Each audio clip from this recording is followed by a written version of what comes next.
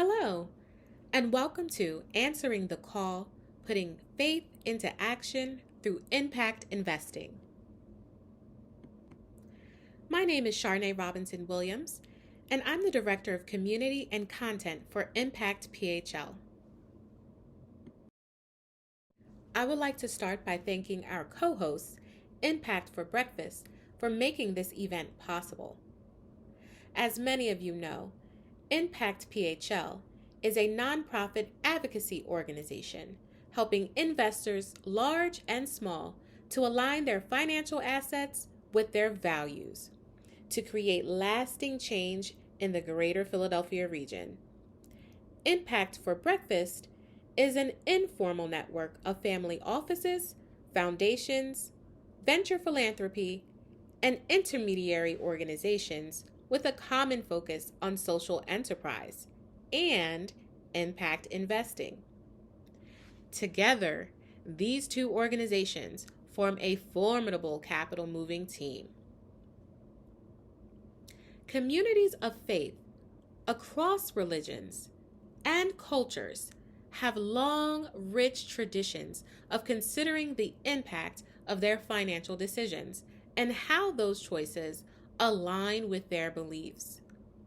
Our speakers today will discuss how faith-driven institutions and individuals are increasingly exploring ways to put their capital to work as they address the global pandemic, rapid climate change, increasing wealth gaps, and calls for racial justice. Today, I am pleased to announce that our moderator will be Amanda Joseph. Amanda Joseph, if you're ready, let's go. Thank you, Sharnae. Wonderful to be here with everybody for our webinar this morning, Answering the Call, Putting Faith into Action through Impact Investing.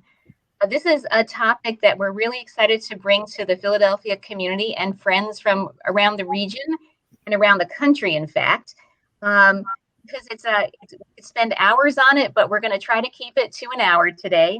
There's a lot to cover, and we hope that this excites you enough that you're interested in pursuing further conversations around how faith institutions, faith-inspired institutions, whether you're a congregation, a church, a social service agency, a foundation, or even a faith-inspired individual, can step into the impact investing space and draw on the deep values and traditions that you may bring to your investing strategy. Also want to note that these are values that are shared by folks across denominations, as well as among secular people. So we hope whoever's listening to this today and joining us, whether you're an expert or just learning about this for the first time, will find something to learn and something valuable to call you to action, especially after you hear from our three very exciting panelists. So what we're going to do is I'll first share some definitions so we're on the same page about what we mean by impact investing. And then we'll have our panelists introduce themselves, tell a little bit about their story, and we'll hear about their organizations and the journeys that they've been on around impact investing. And we'll conclude with some back and forth, some tips for folks who are interested, and then some next steps. So let's go to the first slide so we can level set a little bit. Okay, what is impact investing? You know, this work you may have heard has been called sustainable investing and socially responsible investing, community investing, ESG investing. We'll look a little bit at that all in a moment. But impact investing actually has a very definite definition.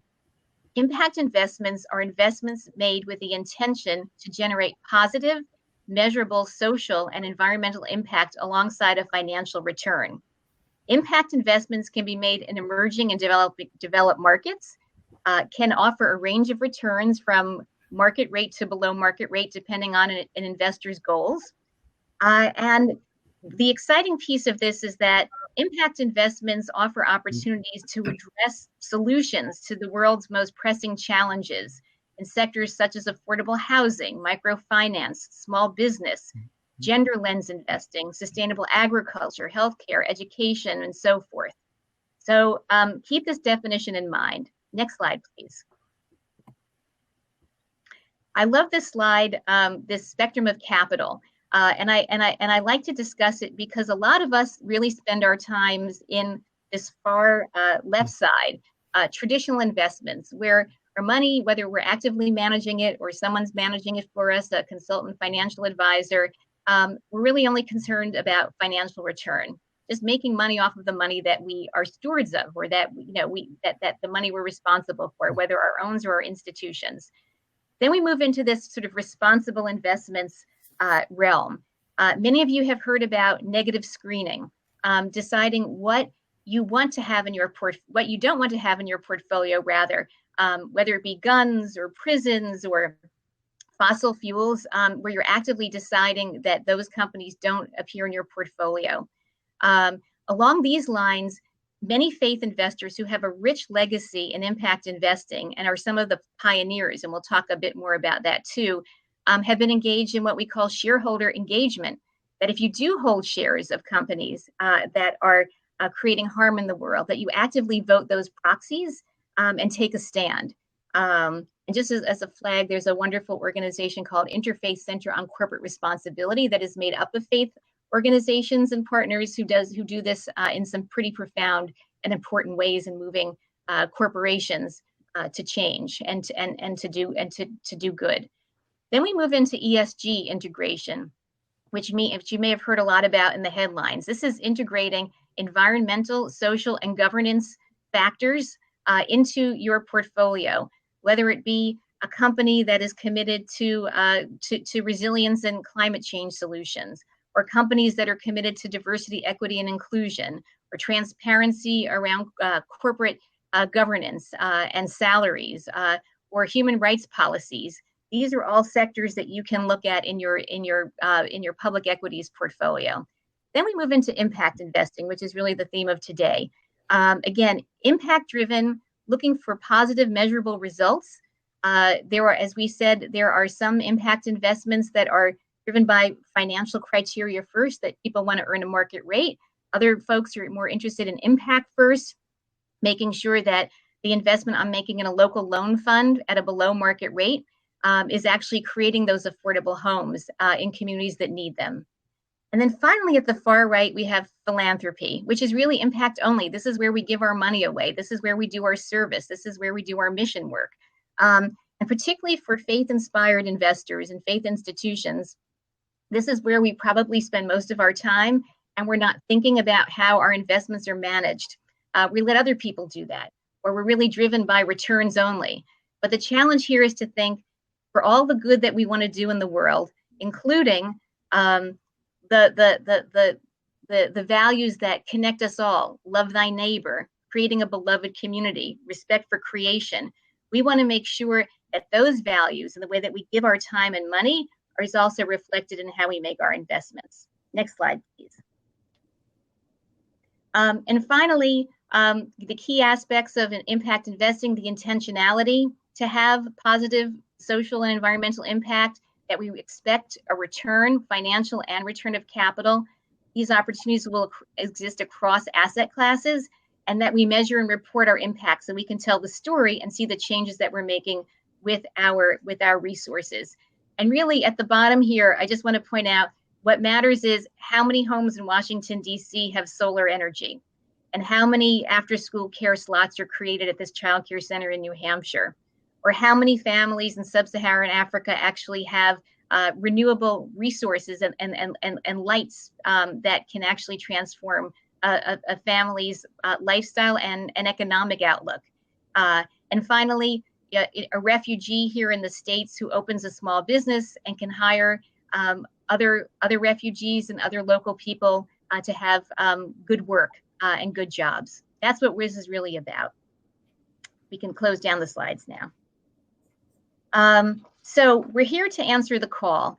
And just a little bit about the role that faith institutions have played in this work. As I said, faith institutions have been pioneers, Quakers and Catholics and others. Many organizations have been doing this work quietly for centuries. We've heard a lot more about this around the anti-apartheid movement and divestment in the 1980s, where faith institutions took a huge role. And then in more contemporary times, I would also want to call out, because we know amongst us are Catholic orders, women religious, who have really been at the forefront. But in some ways, impact investing is the best kept secret among faith institutions. This is an area where we believe faith institutions should play leadership roles. And you're going to hear from three incredible speakers with Philadelphia connections who are going to talk about what they've been doing in that space. And we hope that you'll join us. So before I introduce our speakers, let me just quickly tell you who I am. I realized I didn't do that. Amanda Joseph, Director of Faith-Based Initiatives at Calvert Impact Capital. We're a global nonprofit impact investment firm that invests in these solutions that we talked about. We've been one of the pioneers in impact investing. And not only do we do this work ourselves, but we're committed to building the field, which is the role that I get to play every day in working with faith institutions across the country and inviting them to engage in this work. So today we are joined by Vanessa Lowe, Elliot Ingram, and Stella Tai. Good morning, everybody. Vanessa has a deep history and expertise in this work, particularly with community development financial institutions, CDFIs, that you'll hear about.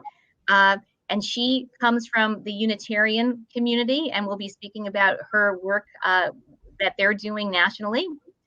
Elliot is a member of Arch Street Meeting here in Philadelphia. And they've been doing some very exciting work right here with their resources. And Stella Tai, also based in Philly, is with Everence Financial and Praxis Mutual Funds, which is a Mennonite Anabaptist family of funds that has really been one of the pioneers in this work among faith investors nationally. So with that, we're going to kick it off with asking each of our panelists to give a brief introduction to who they are and how they themselves got involved with impact investing. And we'll start off with Vanessa. Hello, everyone. Happy to be here. So I'm Vanessa Lowe. I will start with, I'm a child of a migration. My parents are from North and South Carolina, met at a historically Black college back in the 60s and got in their car and drove to New York City. So I grew up, I was born in Harlem, raised in the Bronx. And I think some of the pivotal things that led me to work in impact investing were my parents were very involved in their church. I grew up United Methodist, and they were leaders in their church. And so watching them be engaged in that way was really inspiring. And what led me to work with money was I was just fascinated about anything about money. I remember watching my mother pay the bills and just couldn't wait to do that. And I remember the first time she took me to a bank, and that was really wonderful. And I couldn't even look over the little, the little edge there. I remember handing up my quarters to save. So got really obsessed with those kind of things. And my mother was a social worker for New York City for about 25 years. So I think while I went the business route, it was sort of like I'm a business social worker almost. So I came to Philadelphia in the mid 80s after high school to go to Temple University, studied a couple of different things, and then went into the nonprofit sector. I graduated with a degree in education, went into the nonprofit sector and worked in legal services. And I kind of had this idea throughout working with these different organizations that the business world would have some tools for those of us trying to help the world in the nonprofit sector. So I went and got an MBA at the Wharton School, and in looking at schools, I learned about something called Students for Responsible Business, now called Net Impact, which is a network of MBA students working to integrate social responsibility. And so from there, that's how I learned about CDFIs, Community Development Financial Institutions. And I just sort of went full tilt into, how do I work with this? And so I promoted that program, which was, we had an internship program through SRB, Students for Responsible Business. So I promoted that, got into the industry essentially as an intern, went to work with Fannie Mae afterward because they said, in this industry, we need to learn how to get a secondary market for these wonderful loans we're making. And then I went and I worked for 6 years at the CDFI Fund, which is a division of US Treasury. And from there, I essentially spent 21 years working in federal service, working on access to capital for underserved communities. So that's been my career, and I'll talk a little bit more as I talk about how I got into working with the Unitarian Universalists. Thank you.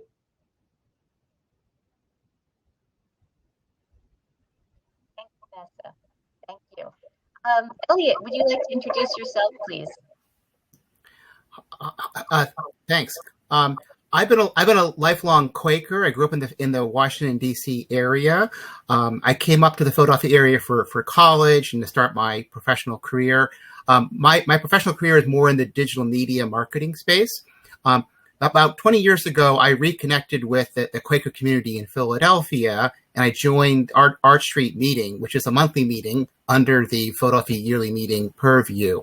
For the last 15 or 16 years or so, I've been heavily involved with the finance committee of our street meeting, helping with the investment policy and managing the meeting's endowment. And Thanks, Elliot. Stella. Sure. Thank you so much for having me, Amanda and PHL, Impact PHL and the team here today. I have a different path a little bit from everyone else. I was born and brought up in Kenya, in East Africa. And when I was in college, just graduating from college, I really had a sense that at the time I was getting a business degree. So I had a sense that business can actually do more than just make profits for its investors. It could also make a difference in the world. And my personal feeling that it could make a difference in the world is I graduated college when there was a terrible recession in Kenya and I couldn't find a job.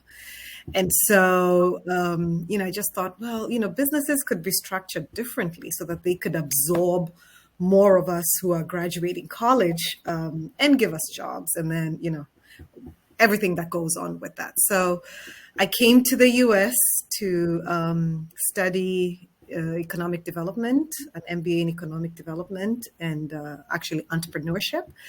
And I just felt, especially because of my faith, that our faith has something to say in the business world. And we have values and tools and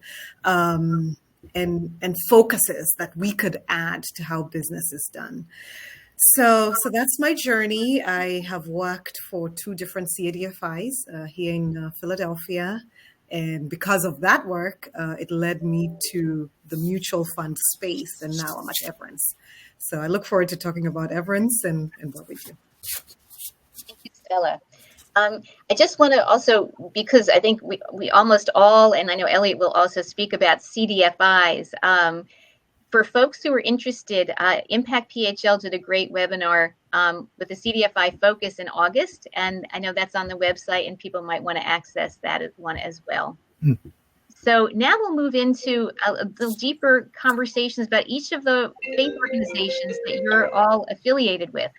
And we are really interested to hear about the journey that your organization has been on. And we know that clearly you've had some success, which is why you're here today. But we know that there are always challenges along the way. This is a path that many faith organizations have been on, but hurdles need to be overcome.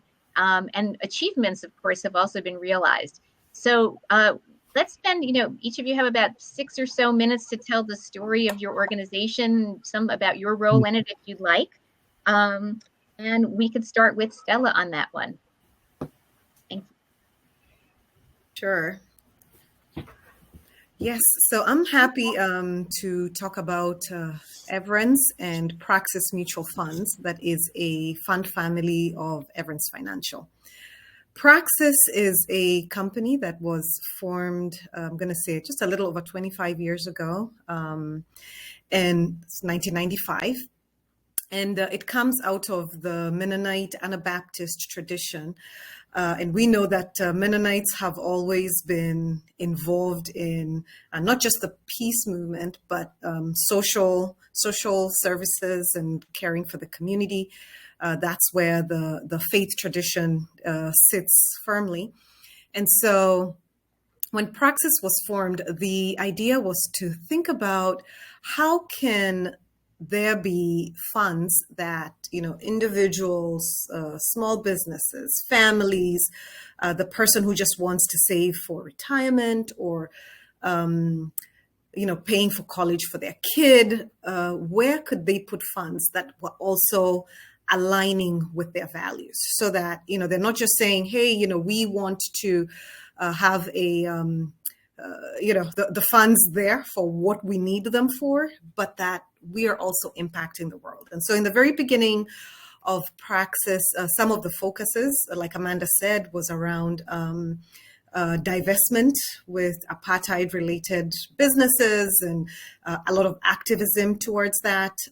Right from the beginning, some of our strategies were engaging companies. And maybe I'll talk about that a little bit. Over those 25 plus years, we've been constantly thinking about impact and how can you, as a fund, when you think about the investment spectrum, you're going from market rate investments, which is where Praxis sits, all the way to concessionary. And so, the impact that you can have is very varied across that spectrum. So for us as market rate investors, how can we pull more and more impact out of the funds and how we do our investment management? So we have so far developed 7 strategies that we use. I won't go through all of them, but the strategies are sort of thinking through, okay, how do we integrate a little bit more of ESG, environmental, social, and governance concerns out of our funds? How do we do shareholder engagement? What kinds of engagements can we be involved in that really make a difference for the climate, for our planet, for our communities? Then all the way to CDI investments. And I know Vanessa will talk about that a little bit more because they're doing some amazing stuff. But Praxis is, I think, one of the only funds that puts a little bit of its money in below market concessionary investing through CDFIs. And actually, our partner is Calvert, where Amanda works. And so we're very excited to be participating in that as well. So always thinking about how can we pull more impact from how we're investing, and we're very, very proud of that work. Wonderful. Thank you, Stella. And what's really exciting about Everence and Praxis is that, again, this is an organization that has developed this Praxis, a very large organization, over many decades, and has really stepped into all of those elements along that responsible investing spectrum. And all of these opportunities really are also available to individual congregations as well. So you don't have to be a giant mutual fund to do this. So I hope folks along the way aren't feeling overwhelmed. We'll eventually hear from Elliot after we speak to Vanessa, who's working really at a congregational level. But we'll move on to Vanessa to tell the story and the journey of the Unitarian Universalists and her role in some of those decisions and policies. Hi again. Okay, so like I said, I'm a Unitarian Universalist. Since I've been back in Philadelphia, I've been a member of the Unitarian Society of Germantown up in the Mount Airy area in Northwest Philly. We are one of many churches, hundreds of churches throughout the US and Canada that fall under the umbrella of something called the Unitarian Universalist Association. So that's kind of like our overarching parent company, if you will. And I have been on the Socially Responsible Investing Committee of the UUA, Unitarian Universalist Association, twice now. About 15 years ago, I was on it. When I first discovered Unitarian Universalism, it was actually when I went to DC to take the position with US Treasury. And it's a bit of an interesting story that I'm going to try to summarize it if I have time, but I want to turn on the timer. I was meeting different people and talking about how do I find community and that kind of thing. 3 separate people who did not know me or were just getting to know me but did not know each other said, well, you seem kind of you. And eventually that's how I finally started going to the All Souls Church in DC. in attending the first national conference, I did all of the money panels, and I was recruited to be on the SRI committee, Socially Responsible Investing, because they actually had a strong commitment and were already doing work on investing in CDFIs. The UUA had made a commitment really at the kind of as soon as we turned into the 2000s to commit 1% of the overall endowment to community investing. And predominantly what that's been built into over the years is about $2.7 million in CDFI holdings, investments in about 50, somewhere between 35 and 50. There's lots of different repeat loans, I think. So yeah, we've got a strong CDFI portfolio. And it includes some things like shared interest, which is not a CDFI. It's actually an investment in South African empowerment. And a couple of others. We've got the Calvert notes in there. So it's a wonderful and strong portfolio that, 15 years ago when I was on the committee, I helped to promote that. And the thing that they had just passed, I think, in 2003 was the UUA had said, we want to encourage all of our institutions to also do this work of investing in community investments. So we actually had a matching program, which I think was just a wonderful idea, where we, the UUA, said, we will match any investment that one of our congregations or districts make into a community investing institution, like a CDFI, up to $10,000. And so that was really wonderful for both raising awareness in throughout the denomination for those investments, and also just making some real change by not only us making direct investments, but then seeing all the institutions, all of our churches that were doing it also. We also participate in the other components of SRI ESG, as it's now called. And so back then, the main components were, and I think it's been mentioned, essentially shareholder engagement. So we have, since we made that commitment, we have always held some funds, some companies that we disagree with, so that we could actually engage in the proxy voting and also more sort of dialogue with those corporations through ICCCR, as Amanda mentioned, to get them to change their ways. And we've actually had some great success, again, by partnering with ICCR on that and having a much larger voice. And we've also worked on just the basics of screening out things that we don't want in our portfolio.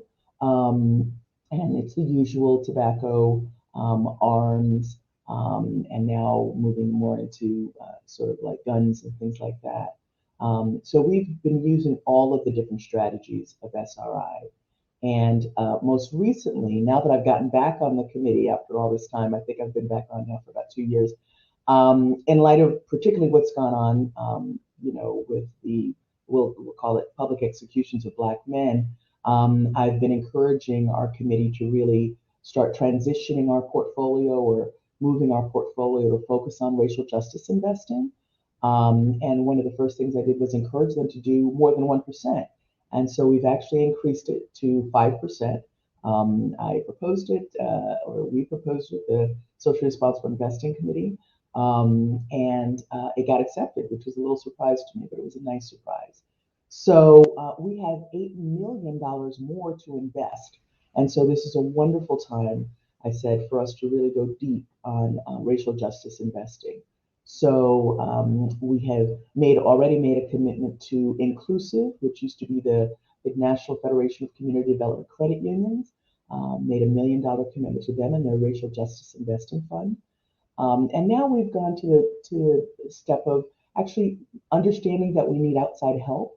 We've put out a request for proposals for somebody to come in, BIPOC folks to come in and do a training to us all, and that's both the Social Responsible Investing Committee and the Investment Committee, which right now are separate entities, but we're going to work on aligning those and putting them as one, so that we can all get trained and sort of move in lockstep on understanding what racial justice investing is.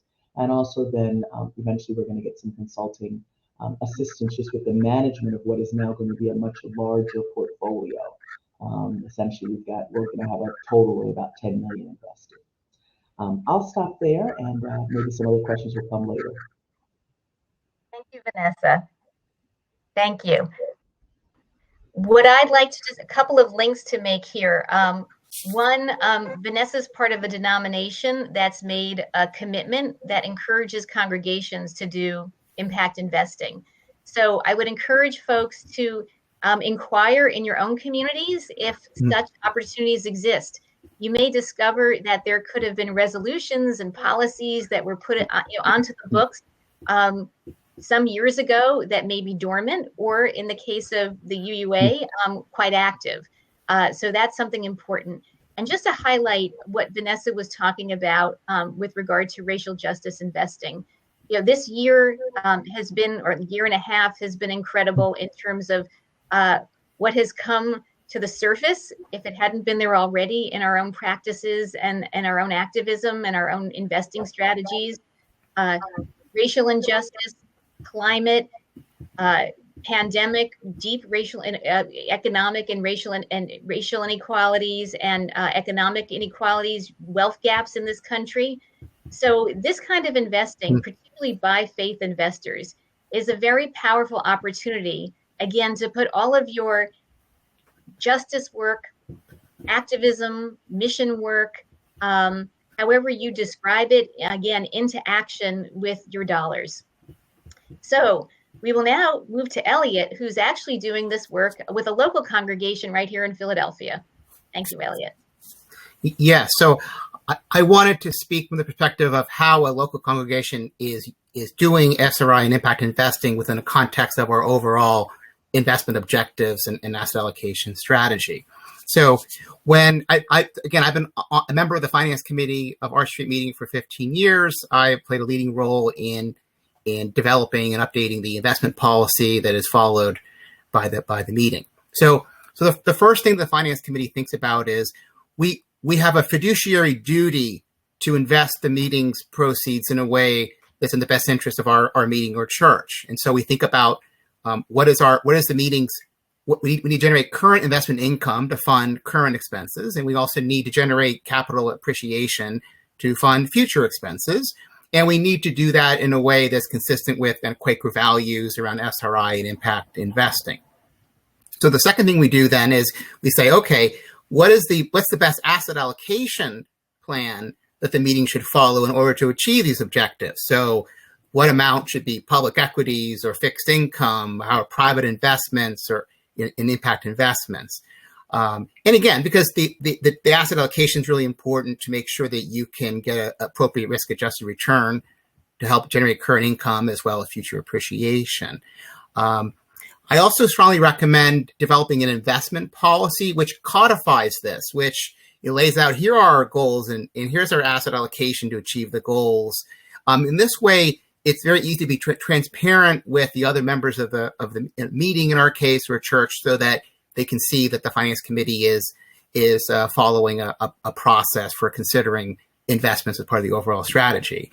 So once you have your goals and the asset allocation and the investment policy in place, then you start making investment decisions. I'll invest in this fund, not that fund, that you believe is consistent with the asset allocation and consistent with the goals. Now, the Quakers, our meeting in particular, and Quakers in general, we've always had a kind of an SRI focus.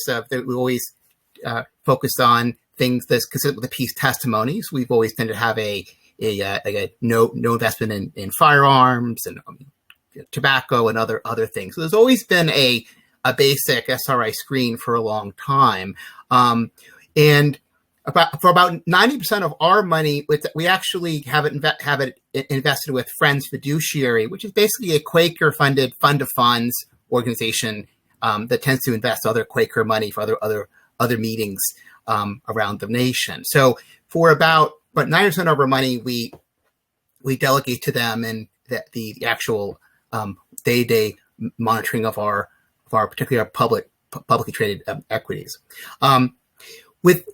We also, though, have 10% of our endowment devoted to social impact investments. And the way that our meeting defines that is, because we are in Philadelphia and we're part of the Philadelphia Yearly Meeting, which is in southeastern PA, we define it as saying we want to make some impact investments in our region. So we tend to favor funds that are doing things, that would have an impact locally.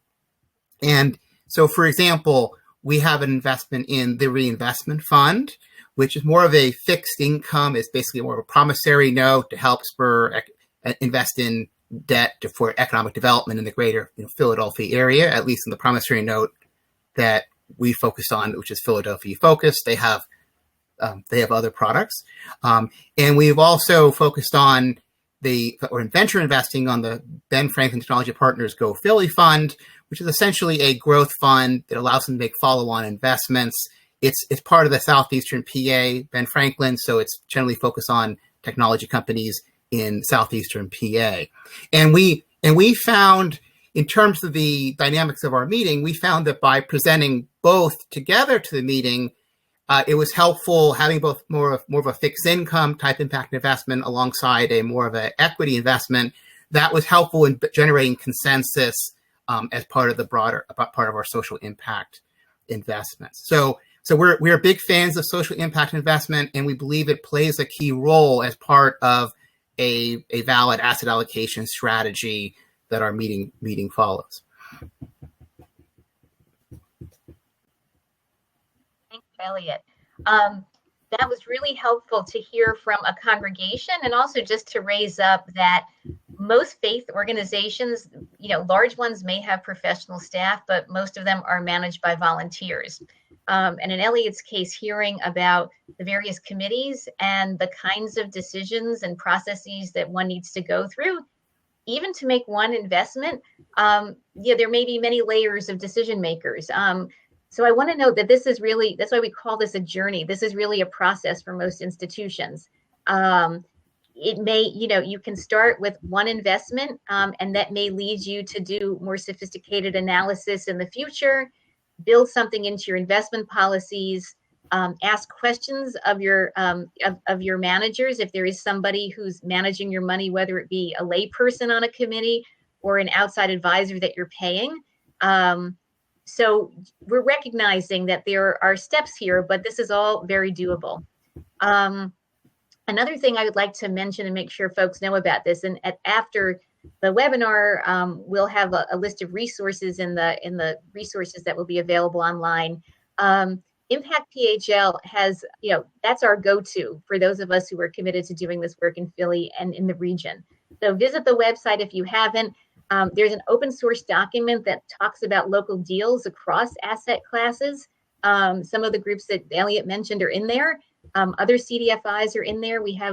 Our city is fortunate to have Reinvestment Fund, which is one of the leading impact investors or rather CDFIs in the country. And we also have many smaller funds that are doing all important work on the ground. I just want to raise that up. I also want to ask Stella, since we're talking about Philly a little bit, to talk about what you all are doing in Kensington, because I think that folks would love to hear about that. Another on-the-ground example. Yeah, sure. We are pretty excited. So Everence has a couple different families under our umbrella. And one of the parts of Everence is a credit union. So we have a credit union with branches across the country. And we have just opened a very new, very first actually urban credit union here in Philadelphia in the Kensington area of the city. And that just follows that sense that we need to bring financial resources and financial services into our urban areas, and especially in areas that haven't been served traditionally, or maybe banks have closed and credit unions are not abundant. And those are places where we know God is working, we are working.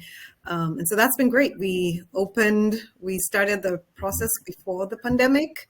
We did a soft launch last year in 2020, which was tough because everything was closed then. And so this year we finally opened up very well. And we're really looking forward to a lot of partnerships through the credit union, bringing financial services, low to moderate income focused products and coaching into the community. Very excited about that. That's great. Thank you, Stella. I happened to be there for the opening, and it was really, and Vanessa was also, and it was really exciting to see, so many financial institutions have left neighborhoods, and that disinvestment, we see the results of that all over Philadelphia. So to know that there are groups coming in intentionally, financial institutions, credit unions, community-based and control coming into our neighborhoods, in addition to those that may be there already, is a very important step. So thank you to everyone for taking that on. Vanessa, yeah, we can go back and forth a little bit before I have a final question for everybody. Oh, you're on mute. Here you go. Oh, I think you're still muted, unless it's my audio.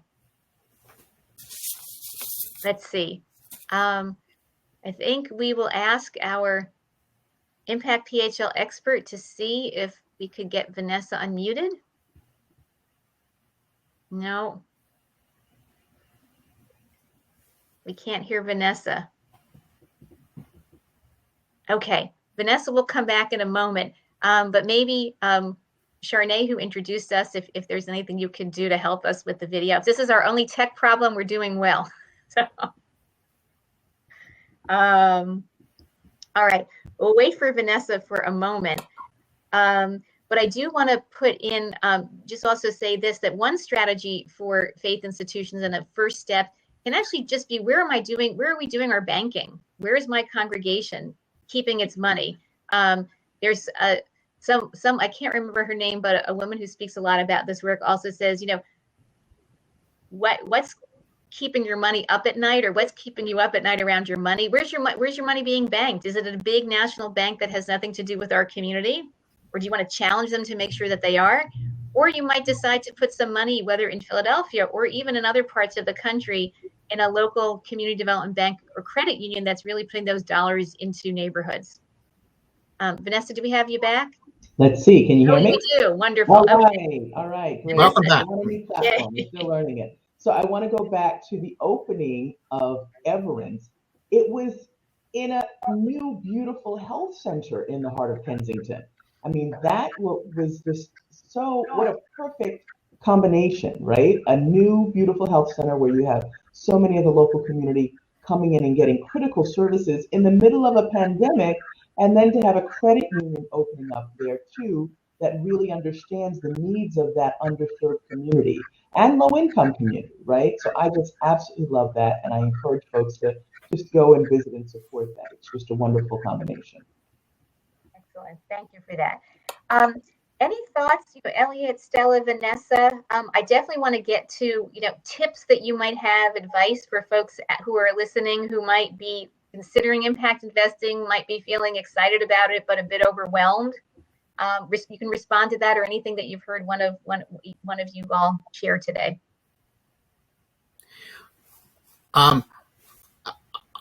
My advice is there's a lot of really wonderful options. It's very easy to get really excited about the mission. It's very important to have a disciplined process to make sure that you generate the financial returns that you're seeking, and that you ask the hard questions and do your due diligence. So all the normal rules will still apply for making any financial investment.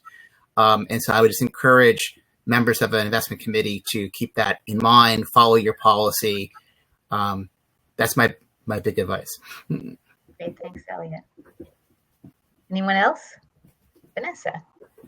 So at our annual national conference, we've done workshops, which I think has been a good way to spread the word. And so I want to share some of the points from the workshop that I give to our congregations about how do you get started, right? Because it can be a little overwhelming. And so a couple of things, particularly on community investing. If you want to really start doing this within your church or your overall denomination, is find the people who you think would agree with you and create a little committee. And a wonderful sort of book group to create that would really help this path right now is a book called Decolonizing Wealth by Edgar Villanueva. And it's a pretty short book. He is a Native American man who's been working in the foundation sector for more than 25 years.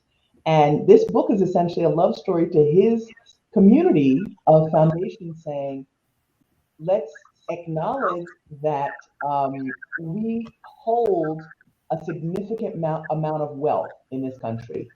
We control it. And the fact is that the source of that wealth is stolen land, stolen labor, and stolen bodies from African American and Native American people.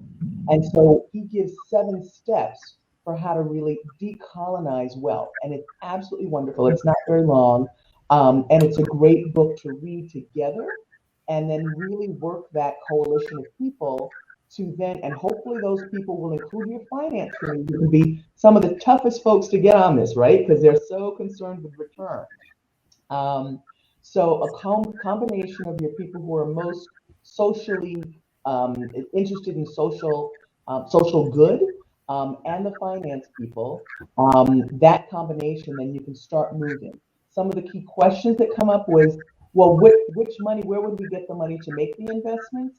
You've probably got a lot of cash sitting around. There may be different pockets. It could be, you've done well for your annual giving campaign, and you don't need that money right now to be used, but of course you need to keep it. So you would make CDFI investments. These are not grants. This is money you're going to get back.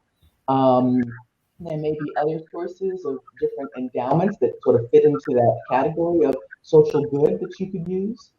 And then the other question, besides sort of what money is, like I said, the sort of how do we get started? And then the spreading the word. Again, how do you then talk to your overall denomination and get some policies at the denominational level? And like Amanda said, they may already exist, so that's a good place to start too. I'll leave it there. Thanks, Vanessa. Right. Some of those policies might have to be dusted off. Or a volunteer, even in your own community, you might remember, years ago we tried to do this, or we actually did make an investment, that folks may not be aware of. And just a couple of points to pick up on this, with what Vanessa was saying. An investment doesn't have to be hundreds of thousands of dollars or more. If you have that, that's great. It can be $1,000. It could even be less, depending on the vehicles that you're looking into. It's really to dip your toes into doing that. Some other ways that institutions can think about this in congregations is we're going to take a percentage of our assets and invest it in this way to experiment, or we're going to carve out a dollar amount to experiment with as we get comfortable. So there are many different paths to try this out. And again, if you're working with outside experts, ask the questions, what they can offer you, because in the moment that we're in, both as a nation and as investors, everybody is asking for these products, climate solutions products addressing racial equity and wealth gaps. So this is really a moment where someone you're working with should be able to provide you with some options, and you can decide if those are options that are ones you want to pursue. Any other thoughts? And then I want to talk a little bit about resources and next steps that anyone wants to offer up. I'm just going to let you know that I'm putting in the chat, I'm going to try to put into the chat a link to the workshop that we did. It's publicly available now. It's called Money as Medicine. And that's where I talk through some of the strategies for getting into community investing. Thank you. And and as faith investors, I mean, this is deep. It's the numbers and it's moving money, but we have to remember, whether you're inspired by a particular faith tradition, or you're a person not affiliated with a faith community, but you have deep values. This can be very deep and personal and spiritual work. And many faith communities have, as Vanessa's sharing, texts and teachings about money. But it really challenges us to really think about the abundance that we all have, whatever that amount is, and moving away from a scarcity mental, and really the power and the privilege we have, if you're a faith investor, of being able to deploy the assets that you're stewards of in these very potent ways. Stella, did you want to add something? Yeah, sure. I guess I would say something to the individual investor who might be listening to us. Start a conversation with your financial planner. I remember when I started to talk to my financial planner about values aligned investing in my portfolio, in the beginning, they were not open to it. And then after a while, they said, hey, there's all these different strategies we could do. And even I educated them on it. And I just said, hey, this is something that really interests me. So begin that conversation. This platform that we're having right now locally in Philadelphia is a great place to have conversations and to grow in our knowledge of this type of investing. And really, I guess the big question is not just one of financial gain, but what risk are you willing to take? How much time are you willing to give? So depending on the asset class and type of investment you have, you want to think about risk, you want to think about time. And really, there isn't anyone that is better than another. No one has a better moral high ground than another, but we're each playing our part, right? Like we're each playing our part in creating a better world. So I'm excited to be talking about this. Thank you, Stella. That's great. Really, this is about creating a better world. And we're all privileged to have access to community resources to help make that possible. Another piece of what we're all committed to doing. Sharnay, can we put up that Vanessa has a point, and then I'll put up one last slide before we wrap. Stella, thanks so much for bringing up individual investors. I think that's so important because I recently retired and, very, very conscious of what my portfolio is. And I've spent years, dealing with other people's money. I'm involved with a local foundation and with the UUA, but for the first time, I've actually made a direct investment in a fund, a racial justice, as I consider it, fund. And the reason I got involved with that was a fantastic resource for women is something called Invest for Better, investforbetter.org. Wonderful group. They bring together little cohorts of women, somewhere between 6 to 10 women, over a 6-month period, one meeting a month, to learn about impact investing. So, you can't get it all in 1 hour here, but that is a fantastic resource. I just participated as just a participant. I'm getting ready to lead a session in January. So if anybody's interested, follow up, and I would love to talk more with you about it. But I ended up investing in something called Portfolia, a woman-owned venture capital fund, or a woman-started venture capital fund. And they have a particular fund that's focused on the BIPOC community, so BIPOC and LGBT founders. So follow up if you're interested. Vanessa, I mean, as everyone can hear, we're all pretty excited about where this conversation can go. Before I pull up the last slide, any last thoughts for now from our wonderful panelists? We're so grateful to have you here. Okay, I'm going to take that as we're good. And at the end, if people are interested in pursuing this conversation, and we among Philadelphia area faith institutions, be in touch with ImpactPHL, and some of us might get together informally just to explore where we may want to take this. Share some notes, share some ideas. If you weren't already inspired by Stella and Elliot and Vanessa, I do want to just share a few quotes here, because so much of this work is about courage, taking what may be perceived as risks, as you've heard, stepping forward, aligning your investment strategies with your values, and some of this is also about hope. We're dealing with a lot right now as a nation, and in these challenges, there's so much opportunity for values aligned, faith aligned investors to step in. And I want to just also add across denominations. We've heard from a few today, but Judaism, Christianity, Islam, the Dharmic religions are also involved in this space. A little bit more, but that's going on in Europe.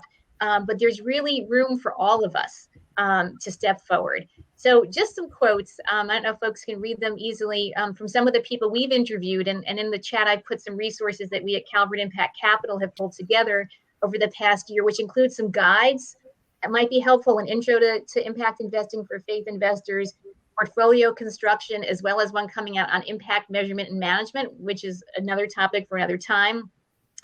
Here's some quotes. get into the impact investing space. And if you can't build the infrastructure, find a partner to help get you started. This is a highly collaborative area. So there are people out here who will work with you. What are our values? Are we doing this with integrity, courage, with justice, or are we doing this just because the stock market says so? The stock market is not our God. It is commanded to the Jewish people to do justice. With a simple act of impact investing, we are pursuing justice. And while every religion is different, at a certain level, there are unifying values that connect to how you manage your assets. That's the key. I find that to be quite empowering.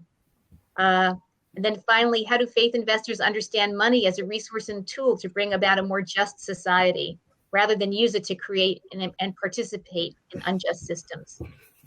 So on that note, I want to thank everybody for joining us today. Hope that you leave inspired and ready to act. Here's a link to the resources that we have available. You can certainly get in touch with me. Happy to make connections in any way I can. And of course, ImpactPHL and our hosts and Impact for Breakfast are wonderful partners and resources.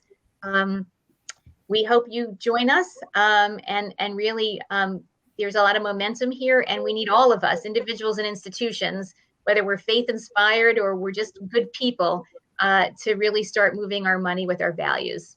Thank you so much, everybody. Thank you to our panelists for this fantastic program today, and thank you to our audience. If you've enjoyed the content that you've seen, just know that ImpactPHL and Impact for Breakfast host webinars monthly. Up next is the S in ESG, how corporate responses to the pandemic shape ESG investing. We'll have wonderful panelists such as Mark Pinsky, president at 5-4 Advisors and former president of the Opportunity Finance Network; Rebecca Gardy, vice president of investor relations with the Campbell Soup Company; and our moderator, Julia Anyart, vice president of sustainable and impact investing with Glenmead. They will each lead our audience through an interactive discussion. It's all happening November 9th from 1 to 2 p.m. Please mark your calendars. You don't want to miss it.